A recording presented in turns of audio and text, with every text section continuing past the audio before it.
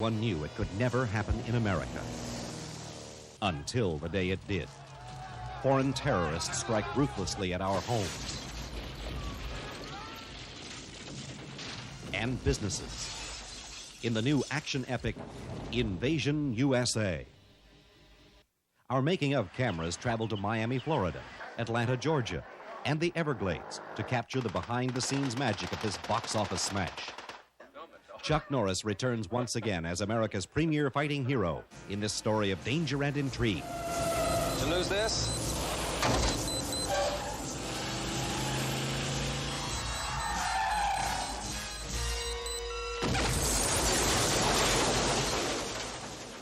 Directed by Joe Zito, Invasion U.S.A. also stars Richard Lynch as the terrorist leader and newcomer Melissa Prophet.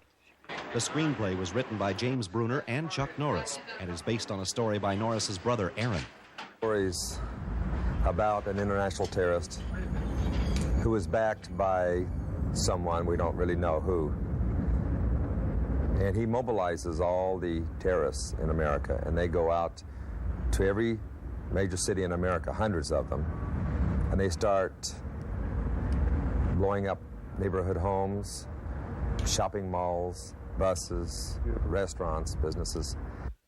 The director of the film, Joe Zito, is noted for directing such hits as Friday the 13th, The Final Chapter, and another Chuck Norris film, the highly successful Missing in Action. For the film's opening, Zito wanted to express a serene and peaceful atmosphere for the home of the Chuck Norris character, Matt Hunter. I wanted to have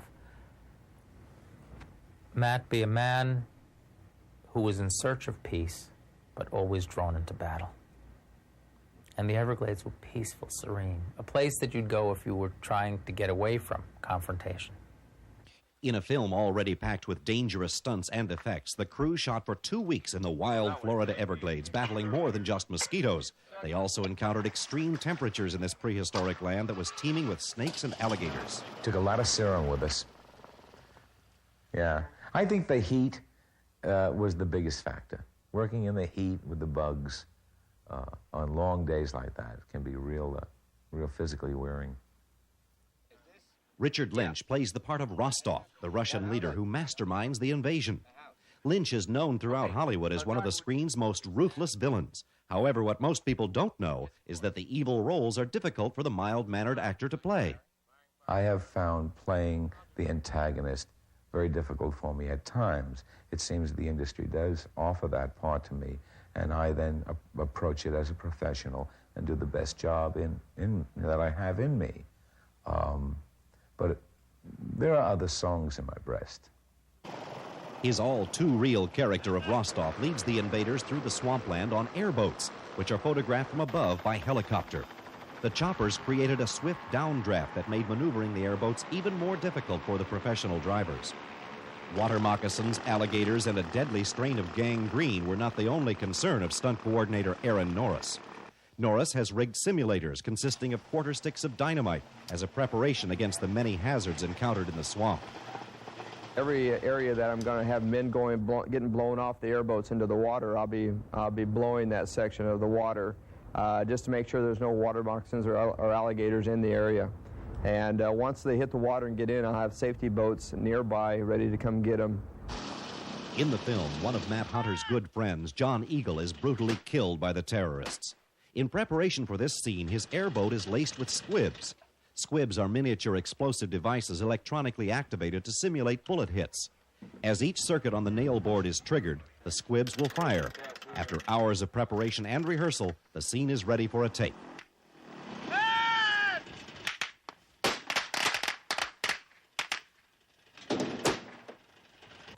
Next, the reverse angle of the terrorist firing the weapons must be shot. Director Zito positions a red target so the actors will be shooting at exactly the correct eye line. Therefore, when the film is edited, they will appear to be shooting at John Eagle. Another element to this action-packed opening is when Chuck Norris's stunt double, Dean Ferrandini, crashes through a window to escape the terrorists' explosive attack on the swamp house. It's where Chuck has seen the guys on the terrorists coming in with the bazookas. They've shot John Eagle, and they're going to blow the house up. Chuck runs, dives through the window to escape, lands out there, is slightly stunned, The terrorists come in looking for him. He's not here. And he escapes on the airboat. Now for the most intricate part of the sequence, the actual exploding of the swamp house. The special effects crew works for a perfect balance of explosives in order to achieve the most realistic blast possible. The rest of the crew sets up on a floating dock across from the swamp house. A handheld camera is stationed behind actor Richard Lynch. A cannon will be fired by Lynch toward the house, and the powerful explosives will be simultaneously detonated.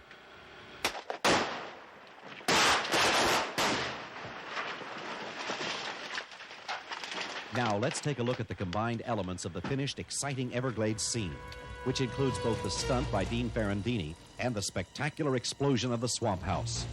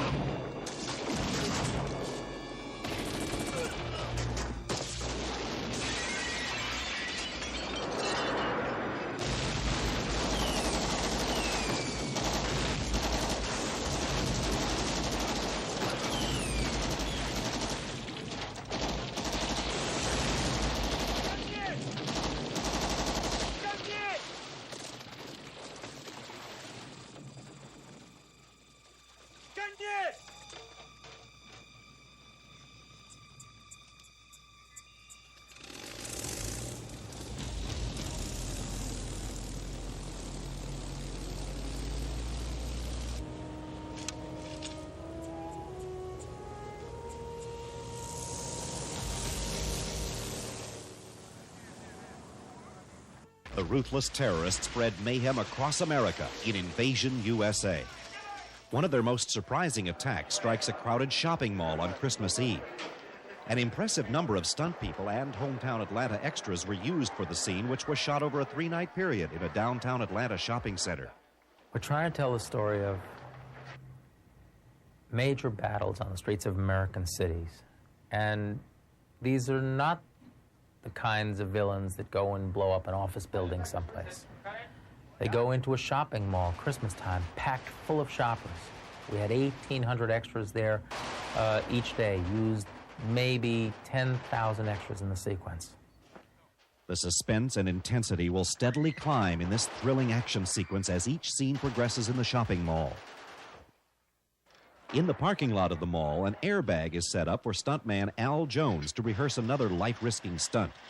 He will be jettisoned from a hydraulic springboard into a gift shop card rack. The difficult stunt will become even more threatening as an explosion is set off at the same time. The camera will capture the action from behind a protective shield.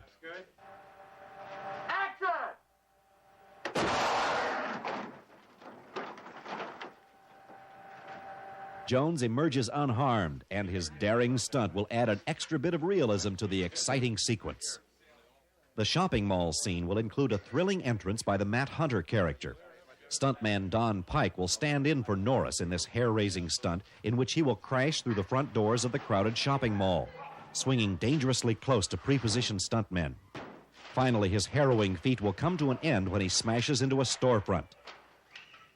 And now it's time to see Chuck Norris in action, and has worked his way up the ladder of success to star in such noted films as Missing in Action, Code of Silence, and Lone Wolf McQuade. He's famous for performing the majority of his own stunts.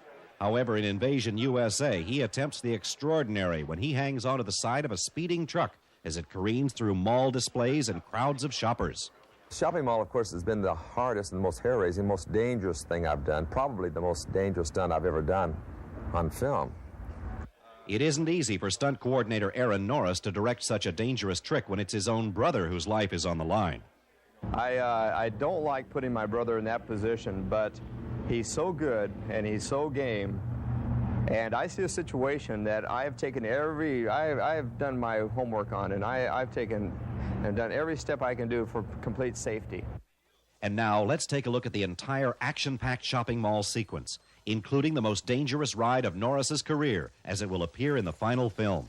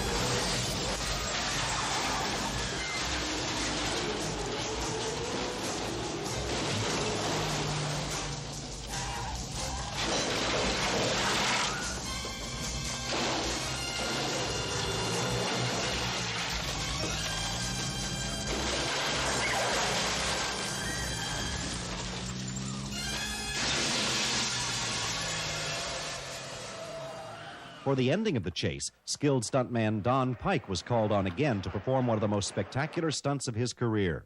Stunt coordinator Norris designed the stunt himself. Stunt is blowing a truck in a complete fireball and rolling it end over other cars, doing what we call a pipe ramp. But not only a pipe ramp, it came out of a fireball that was probably about 150 feet in diameter. Pike runs the stunt over and over in his mind to make sure there are no potential mistakes. Okay, at this point, I've gotten my 20 miles an hour up. Now I have to key myself in on the ramp. And I have to hold it on the ramp. My speed will be okay by the time I hit my position. I got to press the button as soon as I hit the ramp. There's going to be one explosion and then mine. One explosion and mine. He's ready. The cameras roll and the stunt begins.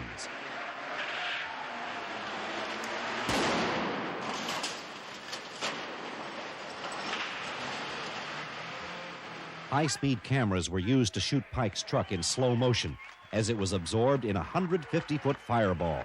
Again, take a look at this incredible finished scene.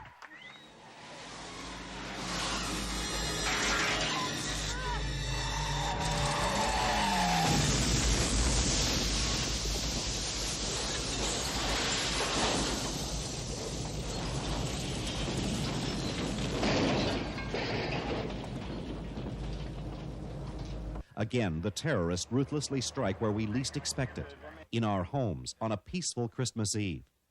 Constantly striving for realism, director Zito chose to buy out several real brick houses in a suburban neighborhood. At least 15 of my key department heads were flown into that area. We walked from house to house. We talked about what we wanted to see. We talked about what would be possible, what it was safe to do, what couldn't be done. Of course, we had to involve local governments as well. We were in proximity to an airport. A lot of homework was done before we could do that. We talked about different types of explosives, how one material looks versus another. We did, in fact, really destroy the neighborhood. Zito wanted forceful, big explosions as each of the neighborhood homes were destroyed. Explosives team member Bill Purcell describes how the incredible blasts were achieved. We put candy glass in the mortars. We shot through the windows. We used primer cord to cut the roof open and push the fireballs up through it. We threw a lot of debris out through each window, and it was a major explosion. It was on the equivalence of probably close to a case of dynamite. Director Zito details exactly how the bazooka should be held and fired when working with Richard Lynch. Lynch feels this scene has a special impact. This is, Americana at its best, Christmas Eve, and that this threat is there really is a disturbing moment in the motion picture. And the filmmakers purposely put it in for that. The tension builds as fire trucks stand by and the crew gets into position for the high-power explosion of the first house.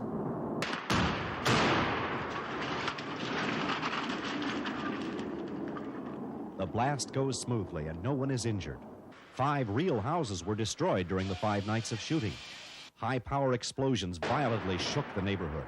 Here is how the finished film version of this neighborhood invasion appears on the screen.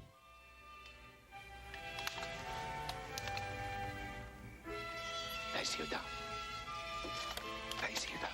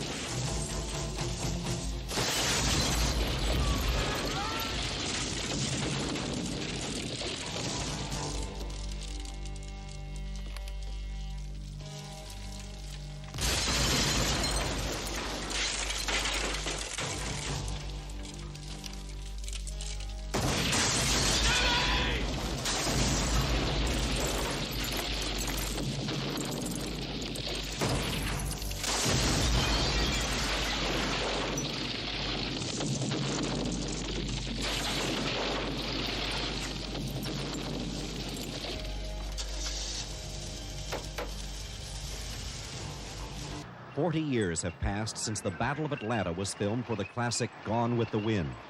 Now Hollywood comes to Atlanta's contemporary streets to stage the largest battle scene ever shot in a major U.S. city.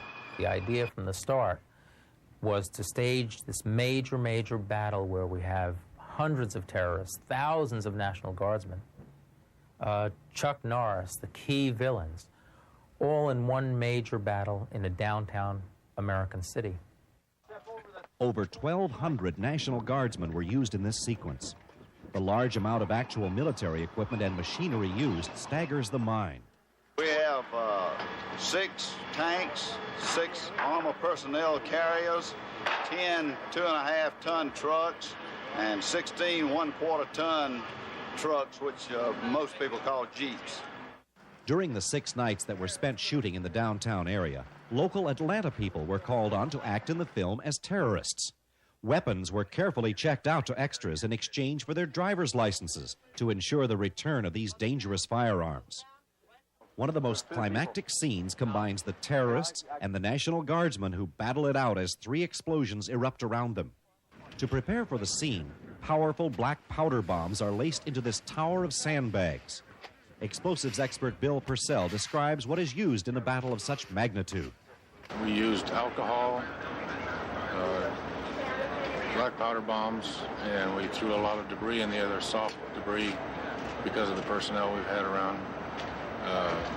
Just roughly a gallon of alcohol in the mortars, all directional and controlled. Finally, to complete the realism of this battle scene, squibs must be planted into the uniforms of both the terrorists and guardsmen. These squibs are small plastic bags filled with fake blood, which a remote battery explodes on cue. Put the corner of the bag where the impact is supposed to be, so once the blood is blown out, gravity feed forces it out of the hole after you shoot. A small piece of foam is placed between the actor and the squib to keep him from feeling a sting as it explodes. This time-consuming process must be repeated many times over for each piece of clothing worn by the actors. First, the explosives are checked, then the guns are refilled with blanks, and finally, the actors are rehearsed and fitted for the squibs. This dynamic scene, which features 3 continuous explosions and several hundred actors, is ready to roll.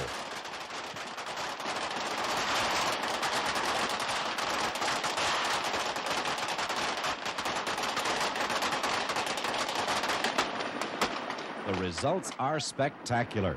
Unfortunately, not everyone is as happy about the successful scene. Every time we build an ice set, these guys come along and blow it up. I'm sick of it. I'm doing commercials from now on. That's our job! One of Invasion U.S.A.'s dramatic strengths is the possibility that this terrifying and realistic invasion could actually happen. This could happen, and that's why I really wanted to do the movie, because we've been very fortunate that we haven't had this happen to us yet. If it does happen here in America, we can rest assured fighting hero Chuck Norris will be there.